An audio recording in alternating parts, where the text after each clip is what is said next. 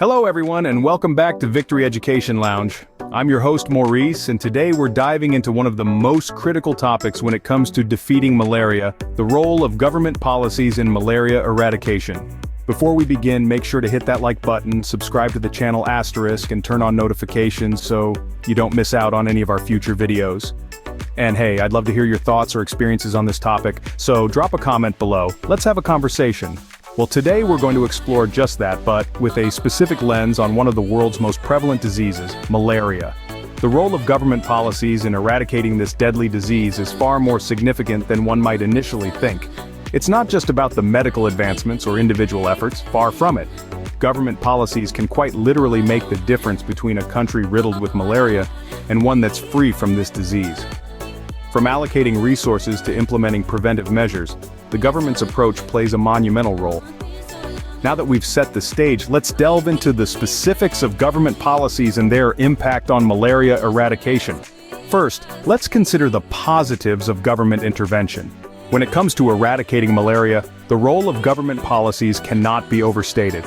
One of the most significant advantages is the scale of action. Governments have the capacity to enforce policies and initiatives on a national level, affecting millions of people. This magnitude of influence is something that non-governmental organizations and smaller entities may struggle to achieve. Next, we have sustainable funding. When a government prioritizes malaria eradication, it can ensure a steady flow of funding. This is essential for the longevity and success of malaria eradication programs, which often require consistent financial support over a considerable period of time. Then, there is policy consistency. With the power to pass laws and regulations, governments can enforce malaria control strategies uniformly across a nation. This consistency is crucial in ensuring that strategies from vector control to environmental management are carried out effectively and systematically. Lastly, let's talk about international collaboration. Government bodies have the opportunity to partner with international organizations such as the World Health Organization. These partnerships not only align national efforts with global initiatives, but also open up avenues for additional funding and technical support. In summary, the pros of government policies in malaria eradication lie in their ability to act on a grand scale, provide sustainable funding, ensure policy consistency, and foster international collaborations. Each of these factors is a powerful tool in the fight against malaria. However, it's important to remember that the effectiveness of these strategies is contingent on their implementation. Government policies, while potentially powerful, are only as good as their execution. It's not enough to have good policies on paper. They must be effectively enacted and maintained. These are the potential benefits when government policies are effectively implemented. But as with any strategy, there are drawbacks and challenges to government-led efforts, which we will explore in the next segment. So stay tuned as we delve into the cons of government policies in malaria eradication. While there are certainly positives, we must also consider the potential drawbacks. To begin with, government processes are often slow and burdened with bureaucracy. This can lead to bureaucratic delays that may stall the implementation of life-saving measures. For instance, the approval of new drugs or the rollout of nationwide vaccination campaigns can be delayed due to lengthy approval processes or administrative hurdles. Secondly, political instability can pose a significant challenge. In countries experiencing civil unrest or political upheaval, malaria eradication efforts can be disrupted or even halted altogether. The prioritization of health issues like malaria is often compromised in the face of political turmoil. Consequently, the continuity and consistency of malaria eradication initiatives can be jeopardized, hindering progress. Thirdly, the efficient allocation of resources is a critical aspect of any successful malaria eradication program. However, governments may not always allocate resources efficiently. Instances of corruption or mismanagement can divert funds and resources away from their intended purpose, hampering malaria eradication efforts. In some cases, resources may be directed towards areas of less need, while regions that are heavily affected by malaria are left underserved. Lastly, while governments have the power to make sweeping changes, there can be an over-reliance on short-term policies. There's often a focus on achieving quick wins, such as reducing the number of cases in a single year, rather than implementing sustainable long-term strategies that could eliminate the disease entirely. The success of eradication efforts is often measured in terms of immediate results, which can lead to a neglect of long-term planning and sustainability. In conclusion, while government policies have the potential to play a significant role in malaria eradication, they are not without their challenges.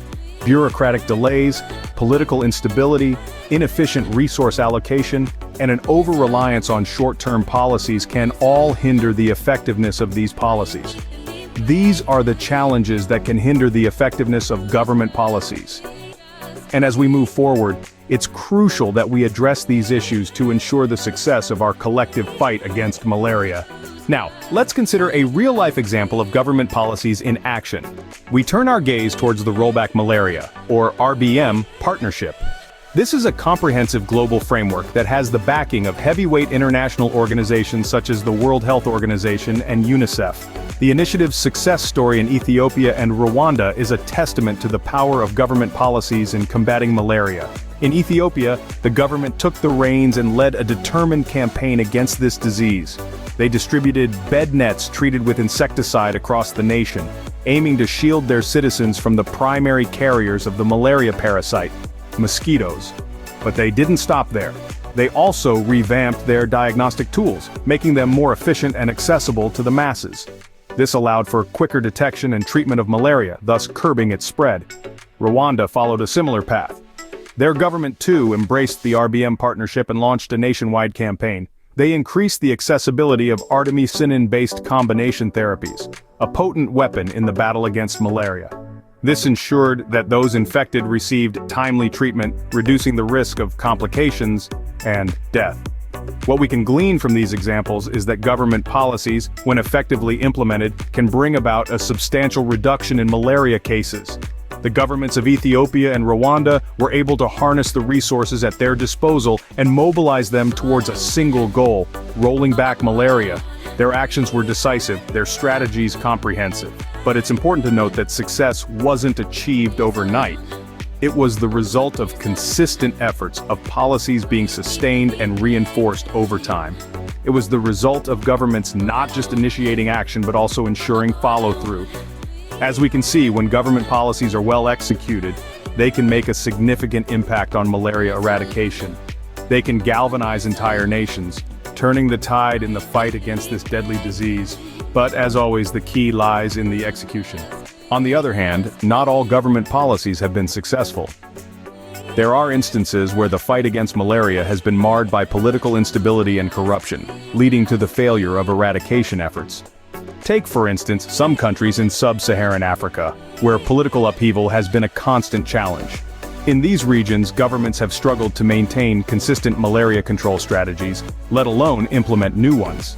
This instability often leads to disrupted healthcare services, lack of funding, and a breakdown in the distribution of essential medical supplies like insecticide-treated bed nets and anti-malarial drugs. In addition, political instability often breeds corruption, further hampering malaria eradication efforts. Funds allocated for malaria control can be misappropriated, leaving health programs without the resources they need to fight the disease. This not only stalls progress but can also lead to a resurgence of malaria cases. One glaring example is the Democratic Republic of Congo. Despite significant international support and resources, the country has struggled to make headway in its fight against malaria due to ongoing political unrest and corruption. As a result, the DRC remains one of the countries with the highest malaria burden in the world. Another example is South Sudan, a country that has been embroiled in civil war for years. The constant state of conflict has made it near impossible to implement effective malaria control programs. Without a stable government to coordinate efforts, resources are scarce, and healthcare infrastructure is lacking, leading to an overwhelming number of malaria cases. These cases highlight the crucial role that political stability plays in the fight against malaria. Without a stable government to implement and oversee malaria control strategies, even the most well-intentioned efforts can fall flat. This illustrates the potential pitfalls when government policies are poorly implemented or disrupted by political instability. In the end, the fight against malaria requires not just medical advancements, but also stable, committed, and corruption-free governments. So, what have we learned today? We've delved into the significant role government policies play in the battle against malaria. We've seen how they can catalyze large-scale, sustainable change, ensuring consistent application of control strategies and foster international collaboration. Yet, we also must acknowledge the challenges: bureaucratic delays, political instability, potential mismanagement of resources, and a tendency towards short-term policies. We've looked at the rollback malaria partnership success stories like Ethiopia and Rwanda, where government-led efforts have made a substantial difference. Conversely, we've also seen how political instability can derail these initiatives, hindering progress in malaria eradication.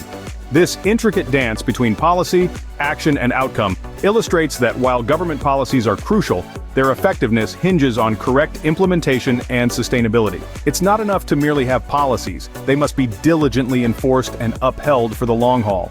Government policies play a vital role in malaria eradication. However, their effectiveness depends largely on how well they are implemented and sustained. Thank you so much for tuning in today. I hope you found this video informative and that it gave you a clearer picture of how crucial government policies are in the fight against malaria. If you have any thoughts, questions, or even experiences with government-led malaria initiatives, leave a comment below. I'd love to hear from you. And don't forget to like this video, subscribe to the channel, and share this with others who might find it helpful. If you're passionate about making a difference, I invite you to support the fight against malaria by visiting United to Beat Malaria. You'll find the link in the description below. Together, we can help save lives and create a healthier world. Every contribution, no matter how small, brings us one step closer to a world free from malaria. As always, a quick disclaimer: the information provided in this video is for educational and entertainment purposes only. Any health-related decision should be discussed with a licensed physician. I'm Maurice, and I'll see you next time on Victory Education Lounge. Take care, everyone.